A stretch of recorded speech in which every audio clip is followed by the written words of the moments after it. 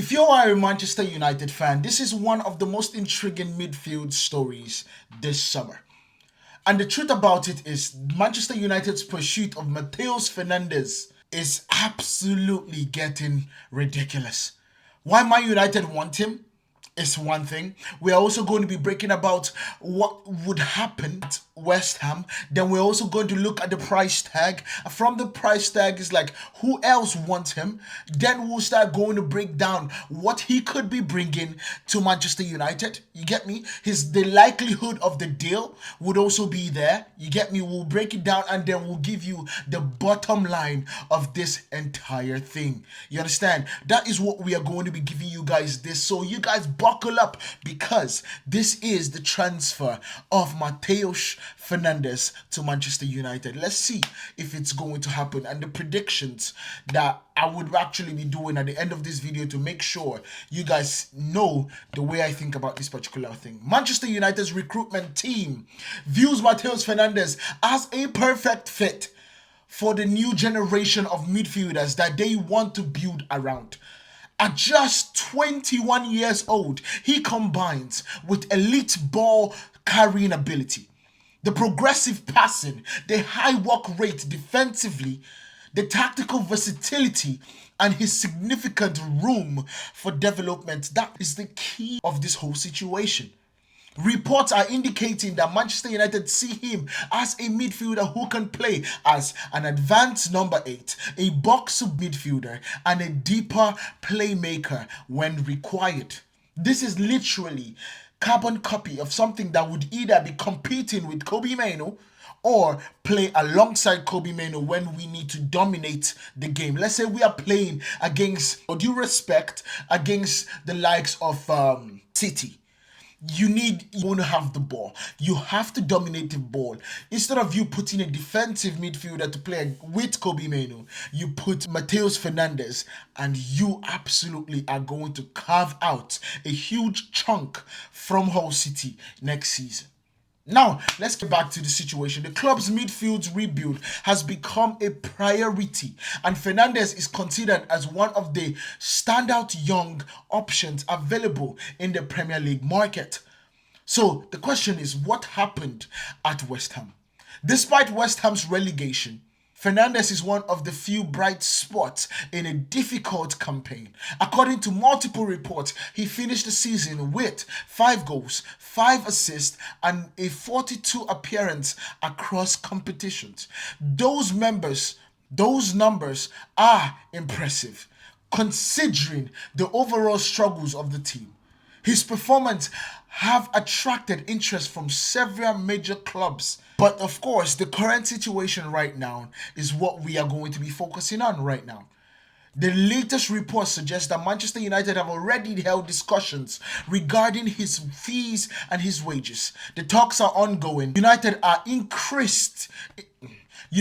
increasingly confident about their position in the race. Fernandes is reportedly attracted by the opportunity to play Champions League football, and some reports even claim that Old Trafford is his preferred destination if he leaves West Ham this summer.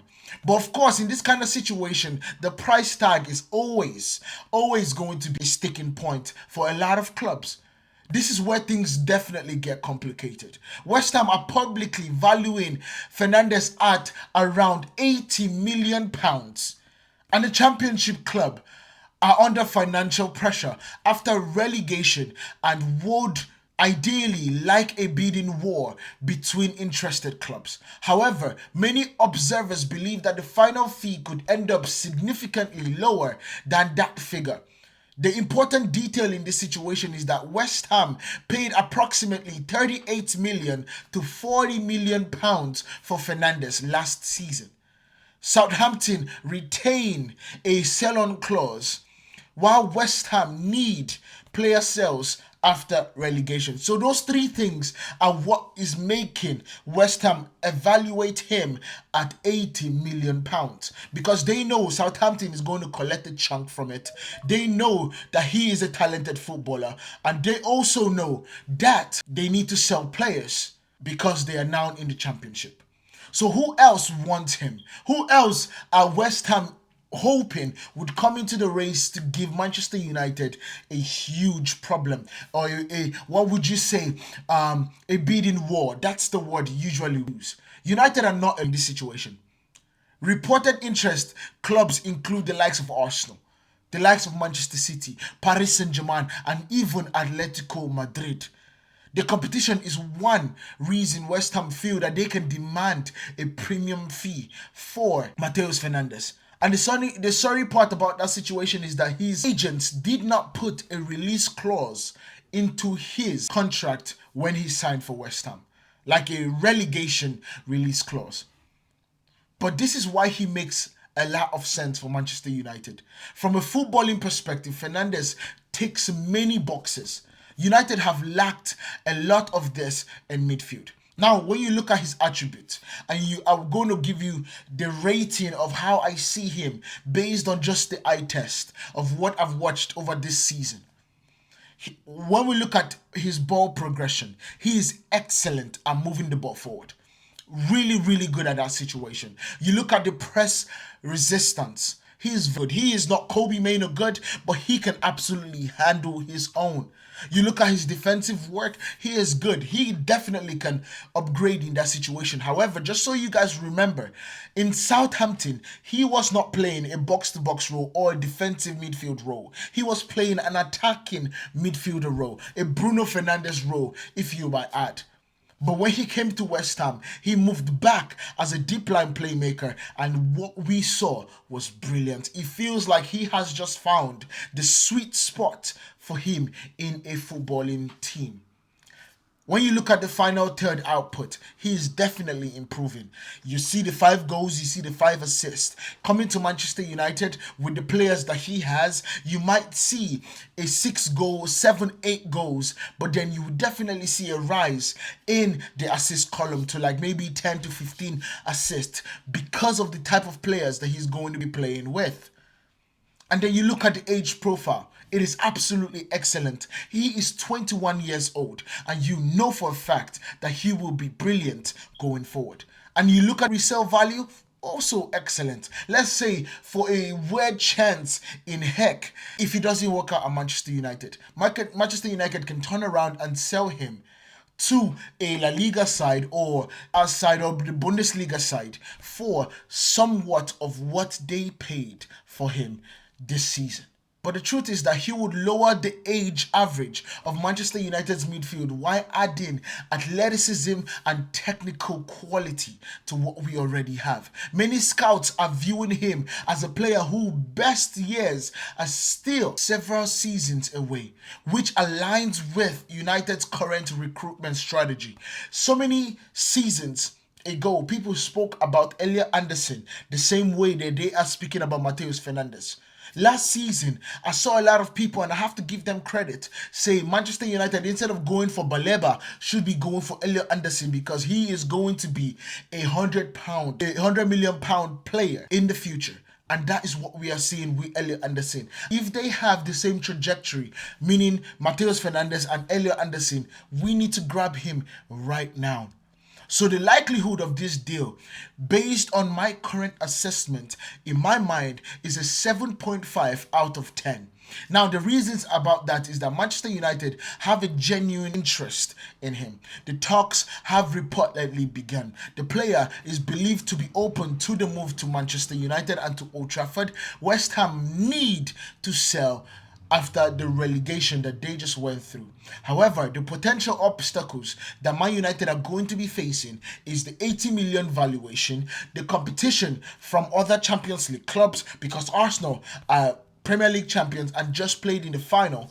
PSG won the Champions League final and won their league. Atletico Madrid were in the Champions League. I don't think they are in the Champions League this year because of where they finished. So they have competition, and he has a pick of the litter when it comes to the teams that could get him this summer. But United's overall transfer budget and the midfield priorities are also a situation that we need to focus on. Now, when you look at Arsenal's teams and you look at Paris Saint-Germain's team, you see the midfield in Arsenal. You're looking at Declan Rice, Zubimendi, Odegaard. These are teams that already have the three midfield pivot. They have Luis Kelly also that comes being behind Zubimendi. They have a core. While Manchester United midfield department is just bare to literally only Kobe Mainoo. So it just makes sense that he gets the playing time at Manchester United. He gets the Champions League games at Manchester United. He gets the notoriety as the man at Manchester United, because those clubs I mentioned can't come close when it comes to the stature of Manchester United in world football. But the bottom line of every single thing in this situation is that Mateus Fernandes has emerged as one of Manchester United's primary midfield targets. This summer, the interest appears to be genuine and advanced beyond simple scouting. The biggest issue is not convincing the player, it's reaching a fee with West Ham. If West Ham asking price drops closer to 60 or maybe 70 million range, this could be one of the defining Premier League transfers of this window. Let me know what you guys think about this down in the comment. Make sure you guys hit that like button, hit the follow button, and I'll see you guys in the next one. Share this with every single person that you can. Peace.